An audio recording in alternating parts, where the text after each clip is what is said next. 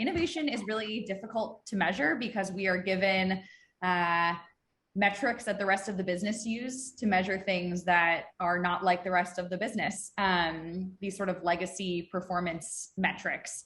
And a lot of times by using these types of metrics, we undermine a lot of potential opportunities because they become very immeasurable to the business. So today, Amy's going to help us think about metrics when it comes to innovation and bring people in like the CFO on our side to help us get some buy-in around that. I'll give a quick intro of Amy and then hand it over to her. She is not only highly experienced, but incredibly down to earth. She's a very pragmatic innovation expert, which I sincerely appreciate. She was Citibank's first chief innovation officer, and she's also held a number of different executive marketing positions at companies like American Express and AXA. And now she really focuses on helping leaders think about innovation. You know, how do they think about using innovation as a source of growth and value within the business, all while, you know, reducing risk. That's something we've talked a lot about in this group of people. You know, how do you reduce some of that risk? She is also the author of the Change Makers Playbook, which we'll share with you guys afterwards. I've read it; it's a great read, and really excited to have Amy here. So I'll hand it on over to you, Amy. Thanks. It's really great. It's great to be here. This is one of my favorite topics. Though I've been at this for a long time, a few decades at this point, the issues are still largely the same issues. It's just now there's a lot more complexity and pressure, and speed has become so important. So there's intensification, but a lot of the challenges are remarkably similar. So I just enjoy helping people like you, and doing this talks help me clarify my thinking and also expand my network, which is always really great. So this is a topic that we could talk about for days. So I'm going to kind of buzz through this hopefully, and then we're going to we've got an hour, but certainly people can always reach out to me on LinkedIn or an email if you want to have a longer conversation. That like goes without saying. So. And really quickly, as we go through to Amy, I know you said you're excited to hear kind of everyone's questions. So if you have kind of a thought or a question, we can just unmute yourself and jump in. Sorry, Brandon. So here are things that all of you probably already know. And I noticed it's people here from very diverse companies, and that makes this conversation a little more interesting. But we know that, as Olivia said, that, the way that when you take the old metrics and ways of measurement and policies and processes to figure out how much something is worth, and you apply them to an innovation, they tend not to work. And that the skills to actually quantify innovation, apply metrics, figure out long-term value are different, and takes a different mindset. And that mindset is not always resident around people who've chosen as a career to pursue being part of a finance or analytics team. And so there's a lot of people questions too, and questions of culture. And I spent most of my corporate career, less than my entire corporate career, in consumer financial services. And, in a bank, especially the credit card business, which is where I spent most of my career, even though I have an MBA, people there could run complete circles around me in terms of, numbers and what the numbers mean, and spinning up models and do all kinds of stuff with statistics that are like well beyond my capacity or interest. So in an environment that was particularly intense when it came to what's it worth, and where people could always demonstrate that what they were doing was worth more than my little proposal, my team's little proposal. So, and I think what happens is that it's very hard to imagine or quantify what's coming. And I was at a presentation recently where somebody put this article was shown on the screen, and it just cracked me up. I had to grab a copy of it. That this was from 20 years ago. That the internet may just be a passing fad. And I'm sure you all go to meetings these days when people are looking at things, saying, "Oh, this too will pass." crypto will go away, blockchain is nothing, artificial intelligence, that'll be outlawed, or whatever the latest is that you're working on, that it's very easy to discount what's coming, and particularly because it's like impossible to quantify, like what could that possibly mean? I still remember being back at Citi when PayPal hit 100 million accounts and pointing out to people, to colleagues, like this could be an issue for the credit card business. Like we have to think about this. And even at 100 million accounts, it was very hard for people to imagine, well, how is that going to affect us? We make $5 billion a year and, we're safe. And so but it's very easy. And I think and we all do it. I'm sure you do it as well. And so I was thinking, in the last year or so, I've given a lot of thought to, well, what was it? Where is the breakthrough? And you all, from at least scanning the list, seem to be largely at pretty big enterprises, where presumably you've got finance or analytics or some kind of resources, the quant shocks, you've got to work with people who are approving your business cases, who are managing the budgets for the enterprise and things like that. And so I said to myself, well, what was really valuable to the teams that I've been part of is when we built very deep relationships with people in these functions and really made them partners to our success, and then kind of work backwards, think about, well, what was it that made us do that? And last December, I published this article in an FM magazine that stands for Financial Management. And I happen to be on the board of the AICPA, which you may know is the largest professional body for the accounting and finance profession globally. And this is one of their publications. So I said, well, I want to write this article because I think, the CFO function needs to be an enabler of innovation, not the, CF of no, as one of my friends used to refer to our CFO. And how do you really make them an enabler? And that as people on the innovation team, or the digital team, whatever your team is called, that's trying to reinvent things. How can you really make them a partner in your success as opposed to seeing them as an obstacle? And there was like a lot of interest in this article, and I can send you the link to it if you want to read it. But it was very practical ideas, and a lot of what I'm going to talk about today is sort of turning some of these ideas around and saying, well, here are the things where you can really influence. And here is how the finance people think about their roles, and how do you plug into what is important to them and make them a party to your success. So, and a lot of this has to do with reframing. You all know about the concept of reframing. And so how do you reframe your mindset about what your analytics and finance partners are all about, but also how do you help them reframe how they see things so that they are willing to take on what you're doing with a different perspective. And my view has always been that, that the stronger people in an organization, they sort of see that the world is changing. They see what's coming. They want to be part of it, but they don't know how, right? Their skills may not be there, and their motivation may not be there because they're at a loss as to what to do. And so how can you kind of lead them down the path and help them reframe? So what we'll talk about is a few areas where I think you have leverage to align innovation metrics to the realities of the enterprise, and how can you connect the historical mandate of the CFO and analytics functions to the realities of innovation, because you've got the enterprise realities, right, where it's an established business that has metrics and a plan and a board and stakeholders who they've got to do things for. And then there's the innovation realities where, oh my God, the world is changing, and how do you have them not be on a collision course for a totally divergent path? And I think the way you think about CFO and the analytics function is really key to finding some points of alignment.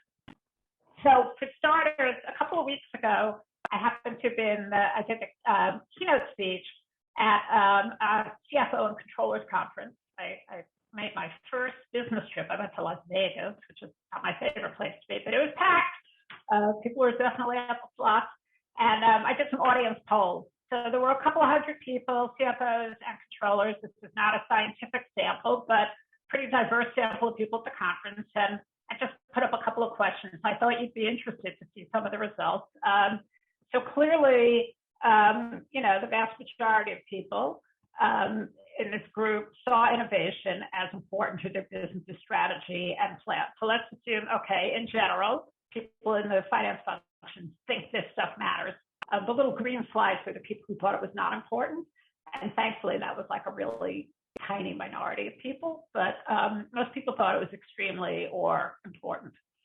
And then ask them kind of a two-parter, to what extent do you currently play a role in your innovation strategy? And so sort of A, B, and C, or how involved were they? And I don't know why these didn't add up to 100, but maybe because people didn't know how to use the polling app. So, but most people were, most of them had some involvement, although 13% were not involved, which I'd be worried if I were that organization. And a bunch of them want to be more involved. Thankfully, only 1% think they should be less involved. But there's some appetite to be more involved, and there is some level of involvement. Now, I didn't ask if the involvement was constructive or not. We didn't go there, but there's engagement, right? And so you have to take that as a positive and say, well, how do I make that really constructive engagement? And then finally, I asked them, which I know is a question that you often probably ask or debate, is what are the biggest barriers to innovation in your business? And we just did this word cloud. And you could see probably you recognize all of these words that are popping out, but probably all things that you said. Management is a problem. There's a lot of resistance to change. We don't have resources. It costs too much. Fear. So, let's just say they recognize this group, this function recognizes issues that you're also very well aware of. So just thought I'd share that as context, since I just got back from this event, and these are the people who we want to win over to our team. So where do we see? So there are 8 areas where I think there are leverage, and I'm not going to go through this slide in detail because the rest of the talk is going to be giving you some ideas about each of these. Building understanding, time with customers, and then the next 5 are all things that are part and parcel of what finance people's jobs are today, right? Managing the product portfolio, allocating resources. They've got policies and processes that they have to live by. Certainly metrics is a big part of the role. And they have tools. This issue of a growth mindset is it almost should be the first thing on the list. And we'll talk about, definitely finding the people who have the skills that you need to help you with measurement, who've got a growth mindset, is really key. I always felt, I continue to believe, you're not going to win everybody over.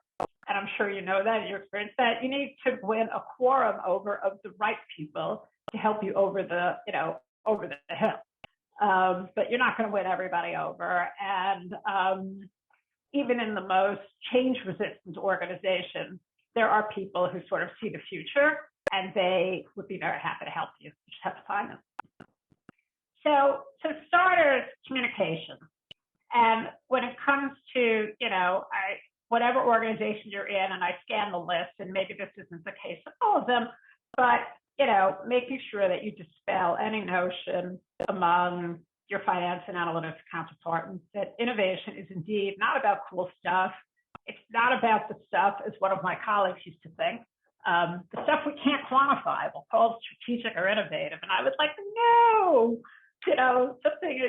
innovation has to ultimately be quantified. But you've got a role as a leader to influence people through communications and building understanding of what it is you're trying to accomplish and how what you are trying to accomplish directly is intended to impact the goals of the enterprise.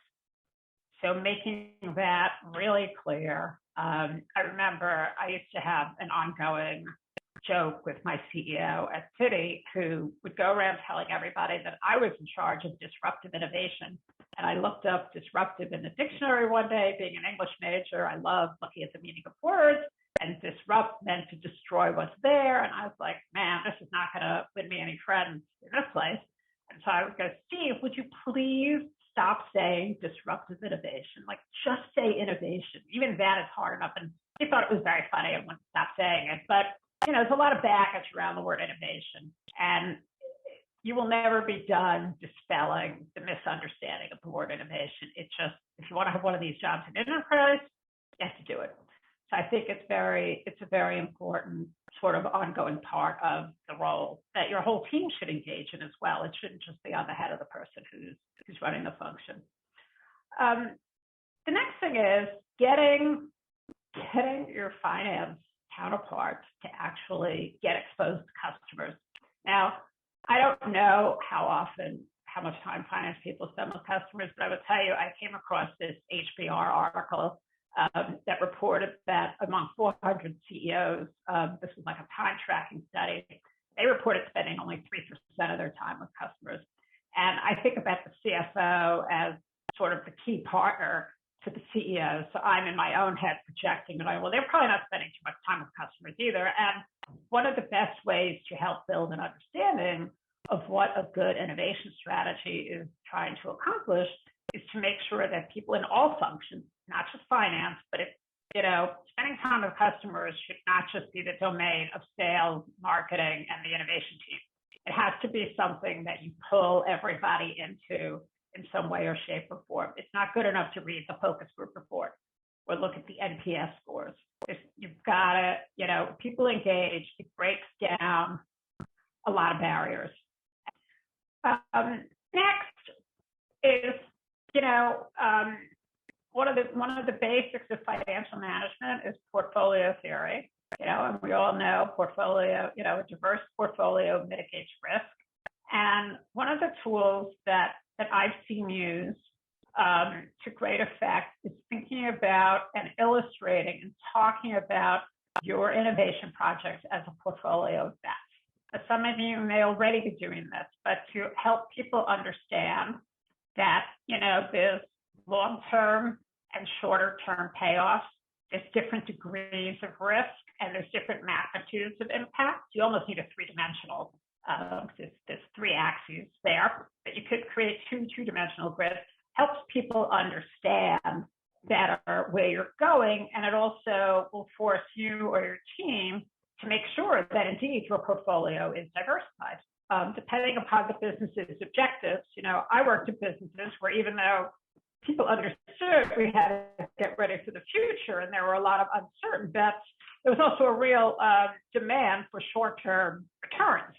And so we were constantly keeping our eye on were we filling the right quadrants, and we have to align with management's expectations. And that also can lead you down the path of helping people understand that some of what you're doing may be generating nearer term payoffs and effectively helping to fund the future. It also, just using this kind of approach to talk to people in the organization, particularly the finance people and the CEO, but what you're doing helps convey that you are being financially responsible. You're thinking about the P&L and the business. You're bringing an analytical mindset to what you're doing. So this is playing directly to a core tool that any finance professional is going to be using, and so it can be very effective. The third point I want to bring up is processes. And one of the biggest I found one of the biggest challenges to driving innovation at scale in a large enterprise is that you will run into all the processes that are there are engineered to solve a different set of problems, right? They're engineered to make sure that a big business delivers predictable, defect-free, always-on results at scale. And that doesn't really work for innovation, which by definition is low scale, full of defects until you figure things out. And while ultimately you care about quality, mostly what you care about is getting learning. I think some of the super frustrating processes when it comes to financials and metrics are clearly the budget and forecasting process. I mean, innovation does not happen on an annual budget cycle. So how do you get around that? And business case, the whole process for developing and reviewing business cases. So this is an issue that rather than trying to continue to push what you're doing, kind of round peg in a square hole, where innovation projects are almost destined to die or be so weakened by the process that people lose their motivation to want to work on them, is to really tackle, well, what is a different way to think about this? And certainly companies I've seen teams trying all kinds of things. You may have been doing things yourself that are working or try different things, but having really working, and this requires, I think, the involvement of the CEO and ultimately the senior executive team, is can we have, what is the process for doing ongoing funding of innovation projects that can break out of the annual budget cycle? I think it's really important to tackle that head on, and since you're probably dealing with small investments in tests until something is proven, and then it would enter the budget process, there are ways to get through that. The other business case development and review, we got into an approach with our CEO where when we took an early business case, we had a really early stage idea and we just wanted to kind of put it out there and kick it around with him, we would bring business models that had no numbers in them. So we would start by saying, well, here's this concept, and based on our knowledge, here's what we believe the primary drivers of revenues and expenses would be, and here's where we would have to invest capital. Then we'd say, okay, do we believe, is it large, medium, or small, right? It's almost like a Harvey Ball type chart. And then we'd look at the addressable market, our best guess at, well, how many people or businesses or whatever are out there, how many of these do we think, how big is the market? And then what would you have to believe to think that you could get 1% market share? And this is all, by the way, something that I talk about a lot in my book, because we were very effective and I think it could work any place. But it starts with bringing the conversation right to the CEO. And this is what our monthly business reviews were all about. And the innovation team was bringing concepts and then talking through at the very early stage, what would you have to believe based on some real back of the envelope analysis. And so they were great conversations because, first of all, we would get him and other members of the leadership team who came to these discussions to participate in talking through the ideas. So they knew a lot, so we could tap into their knowledge. And we could also see, well, what are they afraid of? What do they see the risks are? Which ones do they like? Which ones do they hate? And then we would also, so we got that input that was very, very valuable early on. And we also set the expectation that, you can't quantify stuff now. So I think the worst thing that you could do early on in a concept is bring like a full P&L, because you're setting the expectation that this stuff can be quantified, and really you have no idea. So it was a much more effective path to go down, and in a well-run business, it is very workable. So that is sort of building on that is this whole notion of how can you partner to design relevant metrics and analytics and models. And I mentioned before, one of my, and you know this, that the wrong metrics are a killer to innovation, and that the starting point in an enterprise is generally to bring that traditional set of metrics and ways of thinking about things to the innovation project, which can't possibly be relevant because by definition you're doing something new. And so looking backwards to the past, not that you should completely discount the past, but you can't model forward based on what happened before because you're trying to do something that's totally different. And so we kind of pivoted the conversation and reframed the conversation around metrics to say, we'd ask ourselves, okay, instead of saying, what is the P&L for this and the return on investment and the net present value and all that stuff, we would say, well, let's think if we could, what would the unit profit model look like? So we try to get it down to the per customer or per widget, per unit, whatever your unit is. What would the unit profit model look like? and based on different scenarios and assumptions, what would it take to scale it? And that gets back to that, what would you have to believe to get 1% market share? So just getting to the right metrics, and also setting the expectation in the organization that oftentimes if you're doing an early test, you're in the market testing to figure out what the metrics should be, to figure out what the drivers of the business are.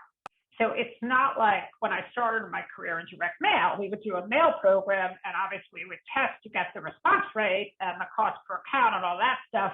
You know, when you're doing an early test on something you haven't done before, looking for that stuff, it's like way too soon. You have no idea. You want to find out what are the drivers of the business? How is customer behavior? What are the customer behaviors that my concept is evoking? And how do those translate into potential drivers of the business model?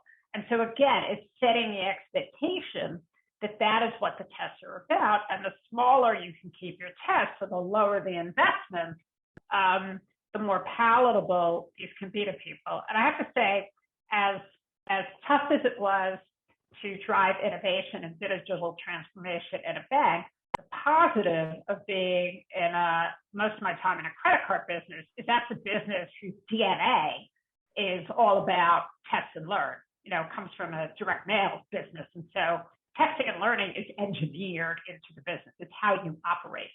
And so we had that going for us.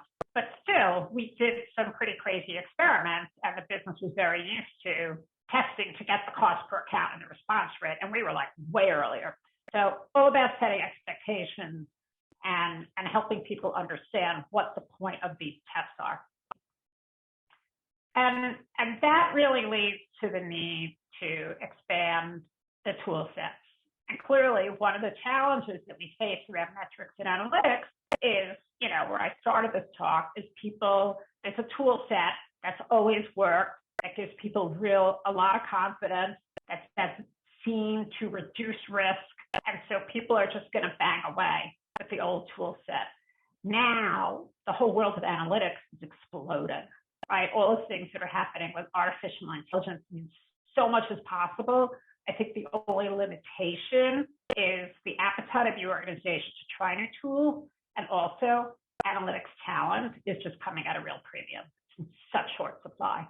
So working with people who want to build the tool sets, and in fact, a lot of the genesis of my work with the AI CPA has been a recognition at the highest levels of the profession that accountants and finance professionals really need to upskill and need to move beyond the point of being verifiers of what happens to really being strategic partners to the business. So I wish I could tell you that day was coming tomorrow. I think the profession itself is transforming, but there's a real move on and a real push in more, you know, among more forward-thinking CFOs to realize that their future, the future of the careers of people who are in these roles, is going to depend upon them really functioning as strategic advisors to the business with people who are doing the kinds of things that you all are doing. And then finally, I talked about, you know, the growth mindset people. And, you know, my career, again, was in businesses where, you know, if you took risks, you know, when you're in a lending business, if you make a mistake on risk, it's like a runaway train.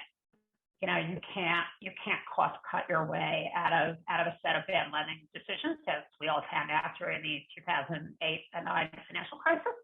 And so it's, you know, it's how do you find that balance and find the people who understand, yes, we have an enterprise to run, we have very important commitments to shareholders and all of our stakeholders. And part of our commitment is we've got to grow and to really see failure as learning. And I think the more this comes down to all of our ability to increase the level of trust with our finance and analytics partners, so they see their success in our success as innovators, and to make them part of it. And my team's always had huge success doing that, not with everybody, but it really came from bringing them to the table as collaborators and really respecting their knowledge, but also finding the people with the growth mindset and kind of glomming onto them and making them part of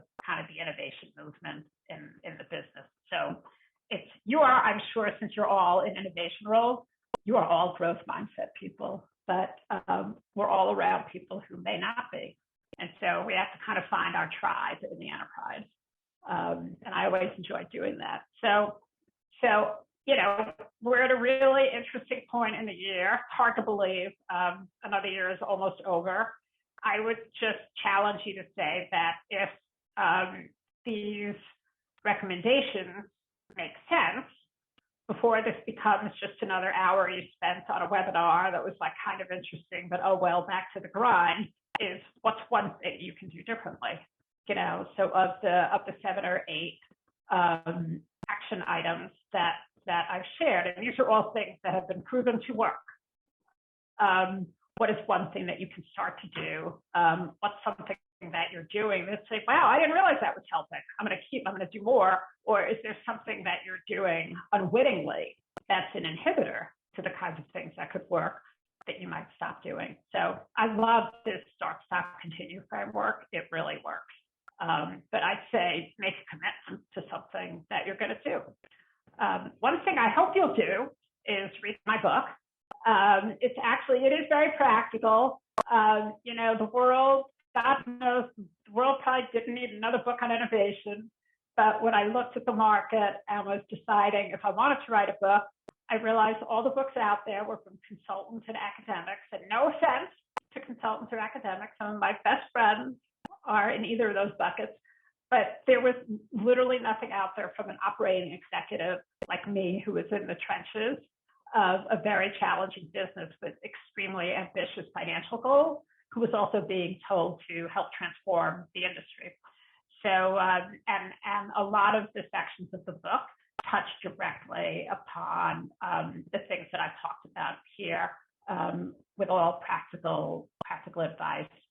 You talked a little bit about metrics on a kind of project, how you determine on a project by project basis, but sometimes we're also asked to show the value of the program at large, or the innovation program and what value it's bringing.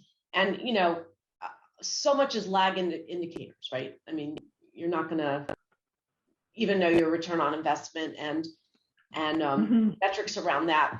So besides things like, how many POCs you do and my biggest one is how many things I've actually transferred to a business that's picked up and felt it was value. That's probably the best one. What are your thoughts on kind of from a program perspective, not just the individual project? We had success with at least showing contextually that we were managing a portfolio.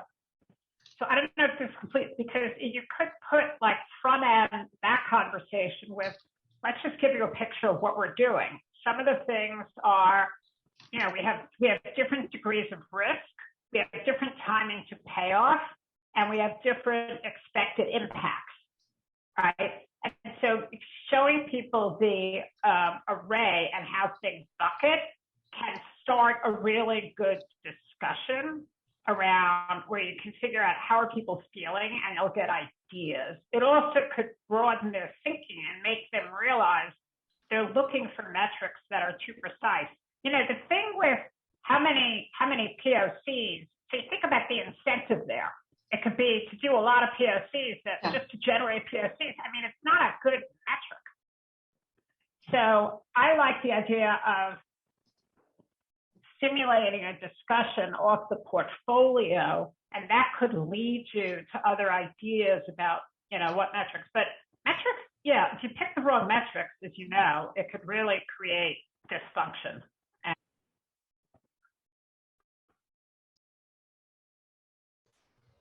Hi, this is Jim. I definitely agree with you on the whole notion of portfolio ways, data visualization to represent the portfolio of different candidates, and that whether it's strategic alignment, whether it's horizon of innovation, as you say, potential payout, small, medium, large, those are helpful conversations to start with our leadership team here and in my prior lives as well. Another model I was introduced to more through an insurance industry advisory was about called the 3 levers of value. And essentially they say there's only 3 ways to generate value, let's say in an insurance environment. It's to sell more, it's to cost less to operate, or it's to manage your risk better. And what it did is it provided a really nice, concise way of thinking about how your efforts could lead to success. And each one of those had a short list of proxy metrics, because if you don't know how you're measuring things, sell more could mean a new product or service, yes, but your measures of success, especially in the raw experimentation, could be customer adoption or NPS scores or transactional improvements, ways that you can kind of show that you're moving the needle. And cost less, okay, you're going to have your usual efficiency gains, that type of thing, but even it may be more unique to insurance than others. Managing your risk better is more about creating, let's say, more advanced models, predictive analysis, ways in which you're showing that you're selecting better customer opportunities, so to speak. And so I found it to be a really compelling kind of model, and it seems to generate a lot of good feedback. Like people kind of get that. And then when you begin to work with them when they're submitting their concepts, really trying to work harder up front to align them around that. Are you aligned with their strategy? Do you, have a hypothesis? What is he hoping to learn?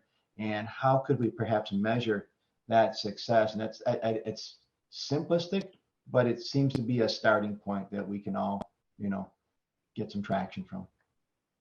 I love that, because what you're doing is, and I spent a couple of years in insurance.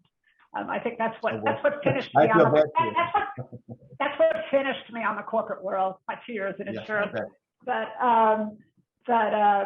it needs a lot of innovation. But what you're aligning to are 3 drivers of value that people in the business are accustomed. That's how they think about things. So it's connecting. That's a fantastic example of aligning what you're working on to what they think is valuable. And even if it's just a qualitative conversation, people say, oh, these aren't just a bunch of crazy creative people who are spending our money. They actually are working against the things that are important to the business. The other thing it does is it opens up the conversation beyond just sort of traditional categories of innovation like product, right? You're talking about managing risk and models. And so it opens up the conversation immediately and gets people to think more broadly about where innovation can have an impact. So that's a very healthy conversation. I like that a lot. Yeah, too often we struggle with the financial ROI model. There's just no way easily and cleanly to get there in many cases. And this creates a different pathway maybe to having that conversation, like you say. Thanks. Well, yeah, you're sort of taking control of the conversation with no one realizing that you're taking control by starting the conversation in a totally different point. So if you're having that conversation, you're not even getting to a conversation of ROI because you're taking people. No, but that's really brilliant. You're taking people in a whole, and that's really what you need to do. You need to reframe.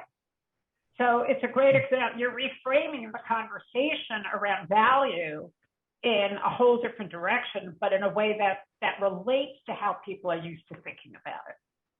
So it's comfortable and it's less scary, and you're less competition for resources and more, oh wow, Jim's going to help us meet our acquisition goal or meet our risk management goal. He's actually working for us.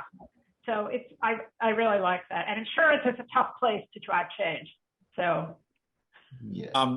Thanks so much. This has been great. One thing that I thought of both during your portion and also when Jim was talking, from a metrics perspective, what sort of worked for me at both my prior firm and my current firm, and I'm a legal innovator in law firms. So what's worked for me has been sort of finding what works for my audience. The management committee is always focused on bringing in business and developing business, and that's an important thing for a law firm. So my metrics involve how many clients came to us and because of our innovation, our technology, and things like that. How many pitch requests that come into to my law firm trying to see whether or not our firm could represent them.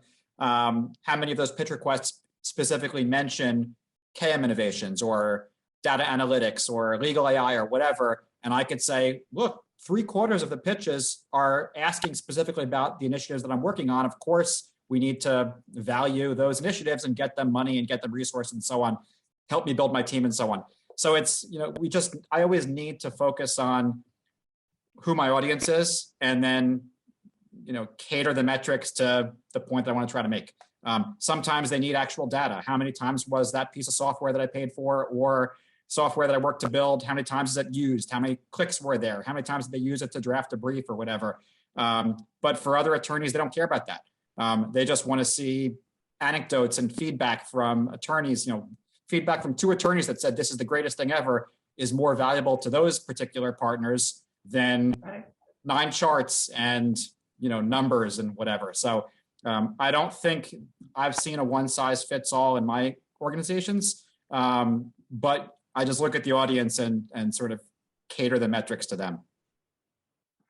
And I think that's a really good point. There isn't a one size fits all, and I think the common guideline is how can you redirect the conversation towards metrics that are reasonable, that you can deliver, and that your audience will recognize and appreciate.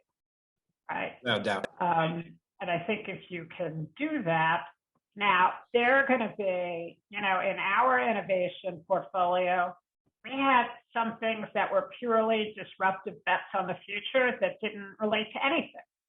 But that was a small percent of our portfolio, and that was the conversation directly with the CEO. There were things that we felt were over the horizon that we needed to at least we needed to be in the game, at least understanding where trends might take us. But that was off there. But we had always a core group of things that were, if it's a credit card business, what are you doing to facilitate the acquisition of new customers? What are you doing to lower the cost of getting new customers? What are you doing to improve risk performance? And what are you doing to lower operating expenses? So we banged away really hard, and there were big things. Sometimes big innovations were not that sexy, but we would link to what matters to people and what do they recognize.